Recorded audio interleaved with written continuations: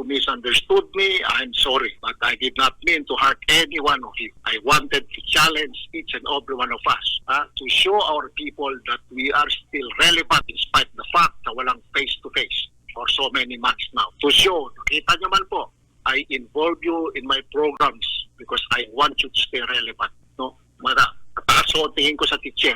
Aso ang tingin ko sa edukasyon. Basically, because I am creation of education. Yan po ang nangyari sa pamilya natin. And rest assured that your provincial government under the leadership of Governor Mamba will always be behind sa lahat ng gagawin niyo. But please, let us compare notes.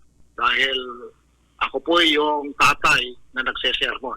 Ako po yung tatay na nagagalit.